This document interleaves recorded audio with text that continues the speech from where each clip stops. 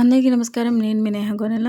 ఇవాల్టి వీడియోలో అయితే మనం దానికోసం అయితే మెయిన్‌గా మనకు కావాల్సింది ఇది మీకు ఎంతమందికి తెలుసు అనేది కామెంట్ సెక్షన్‌లో చెప్పండి. అండ్ దీన్ని తిరుమలలో అయితే కలింకాయలు అనేసి అని అంటారు.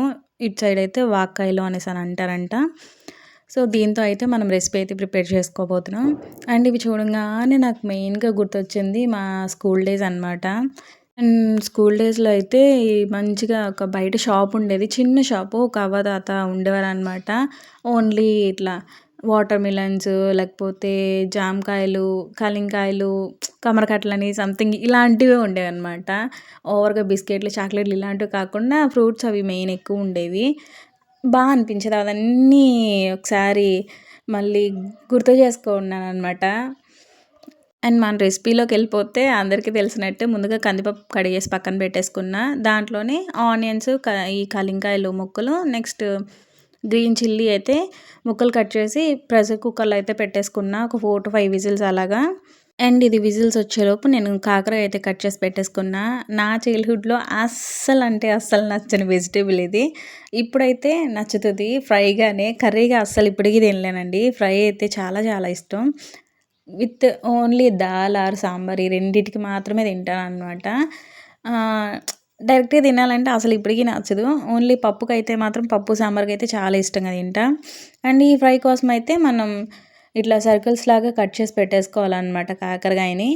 ఆయిల్‌లో మంచిగా కొంచెం సాల్ట్ అయితే యాడ్ చేసుకొని అది ఫ్రై అవనిద్దాం. అది ఫ్రై అయ్యేలోపు దానికోసం ఈ పౌడర్‌ని అయితే ప్రిపేర్ చేసుకున్నాను అనమాట.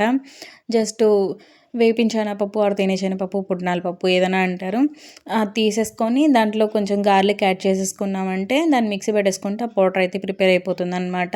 దాన్ని ఒక సైడ్‌కి పెట్టేసుకుందాం. అండ్ ఆ తర్వాత మనం ఆల్రెడీ ఇవి ఫ్రై చేసుకున్నాం కదా! దీంట్లోనే కొంచెం మీరు తినేంత కారం యాడ్ చేసేసుకోవాలన్నమాట. కారం కూడా యాడ్ చేసుకున్న తర్వాత మంచిగా ఫ్రై చేసుకోవాలి. ఈ కాకరకాయ ఆయిల్‌లో ఎంత మంచిగా ఫ్రై అయితే దీని టేస్ట్ అంత బావుంటది. అండ్ ఇలా మంచిగా ఫ్రై అయిపోయిన తర్వాత మనం ఆల్రెడీ పౌడర్ చేసి పెట్టుకున్నాం కదా! ఆ పౌడర్‌ని అయితే యాడ్ చేసేసుకున్నాను. లాస్ట్‌లో కొంచెం అంటే కొంచెం కొత్తిమీర యాక్చువల్‌గా అవసరం కూడా లేదు.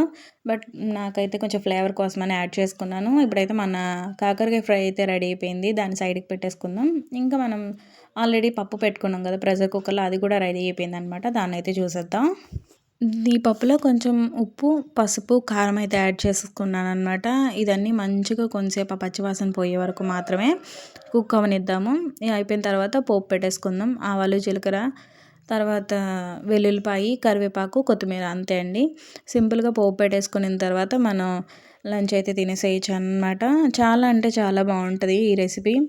మెయిన్‌గా వాక్కాయలు నేను రాగా తినడానికి ఎక్కువ ఇష్టపడేదాన్ని. ఇట్లా ట్రై చేసిన తర్వాత నిజంగా అంటే చాలా నచ్చింది. ఇది అందరికీ తెలిసిన రెసిపీనే. నాకు తెలడానికి కొంచెం లేట్ అయింది. అండ్ తెలిసిన తర్వాత అయితే నేను కంపల్సరీగా ట్రై చేసిన రెసిపీ బావుందని అనిపించిన తర్వాత మీకైతే షేర్ చేస్తున్నాను. నాలాగే ఎవరికైనా తెలియకపోతే మాత్రమే. అండ్ ఈ వీడియో అందరికీ నచ్చిందని అనుకుంటున్నా. Thank you so much for watching.